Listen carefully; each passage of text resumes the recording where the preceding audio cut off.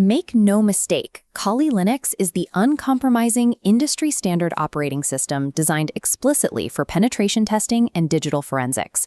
Built and maintained by Offensive Security, it comes preloaded with hundreds of specialized tools. It is treated as a professional arsenal, required material for certifications like the OSCP, and definitely not a beginner's toy. Because of that focus, Kali strips away the comforts of a daily driver operating system like Windows or Mac OS. You won't find tendines here, you find security auditing utilities. This scorecard graphic breaks down the exact feature differences. A general OS prioritizes daily browsing, gaming, and user experience. A penetration OS discards those to focus entirely on preloaded security tools and network access. That sharp divide creates the first major trap for anyone learning cybersecurity. Eager to get started, beginners often choose an installation method that risks accidentally overwriting and destroying the data on their primary computer. Even if they manage to install it safely, they fall into the second trap, staring at a desktop full of complex tools without the foundational knowledge to actually operate them. Attempting to treat Kali like a daily use operating system results in a frustrating, insecure experience. It drains your battery to run background services for security tools you rarely use in a normal browsing session. Kali sacrifices daily utility for specialized power. To protect your main system while you learn the ropes, you must choose your deployment method carefully. Deploying Kali requires navigating a central trade-off. You have to balance your need for raw hardware performance against the risk of permanent data loss. We measure the 4 deployment methods on this matrix grid against safety, performance, portability, and hardware access. Looking at the virtual machine route, software like VirtualBox allocates RAM and storage to run Kali inside your current operating system. This creates a completely isolated, safe sandbox environment.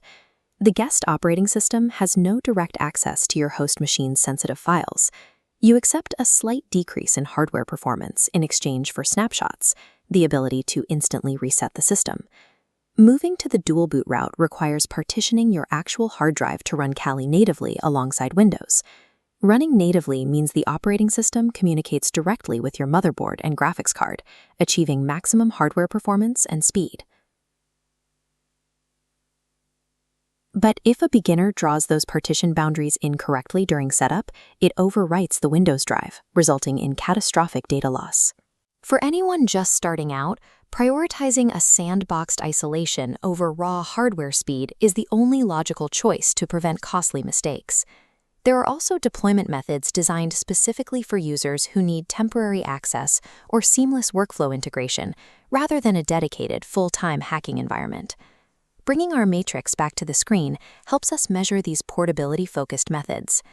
The live USB route involves flashing the Kali operating system directly to a thumb drive and booting a computer from that external stick. You gain a plug-and-play forensic workstation, perfect for auditing other machines without leaving a footprint. However, you generally lose persistent storage. The moment you power down, saved files vanish. The Windows Subsystem for Linux, or WSL, installs the Kali environment directly into the Windows ecosystem as a background layer. This grants you instant access to command line tools without ever having to reboot or leave Windows. But because it relies on a translation layer, you lose deep hardware and network access, which completely breaks sniffing tools like Wireshark. While highly effective for developers doing specific, quick tasks, these convenience methods sacrifice the deep system access required for advanced security testing. Once you have Kali safely installed, you have to face the harsh reality of how it is actually operated. Simply launching a vulnerability scanner or an exploitation framework does not mean you are learning cybersecurity. Pressing a button on a graphic interface teaches you nothing about the underlying network. This vertical funnel chart illustrates the learning hierarchy. Foundational OS skills sit at the wide top, acting as a mandatory filter. This top section requires memorizing mundane Linux file management commands, knowing exactly how ls, cd, and chmod manipulate files on your disk. You must understand networking commands like ifconfig and package managers like apt. Flashy tools like nmap or metasploit sit down at the narrow bottom, completely reliant on those foundational skills above them. Delaying the immediate gratification of launching an attack tool yields a deep understanding of the operating system. When an automated vulnerability scanner fails, that foundational knowledge is what allows you to troubleshoot the problem. Security tools are merely the automation of core Linux concepts. If you skip the foundation, the tools are effectively useless to you. There is no single best way to install Kali. The optimal setup depends entirely on your current technical background and your specific goals. We can map these choices on this flowchart, the Kali deployment protocol, to match your specific profile to the ideal setup. For the aspiring beginner, avoid dual booting entirely and do not jump straight into Metasploit. Your path leads directly to using a virtual machine. Accepting the VM sandbox guarantees a frustration-free learning curve. You can experiment, break the system, and reset it with zero risk to your personal data. Advanced users running hashcat password attacks require massive computational power. Your path routes to a native dual boot setup for direct graphics card access.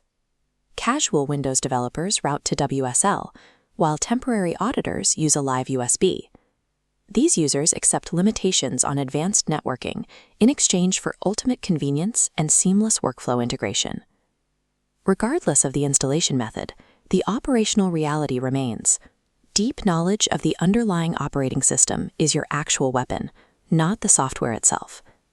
Choose a deployment method that protects your main system and commit to mastering the command line before you ever touch a hacking tool.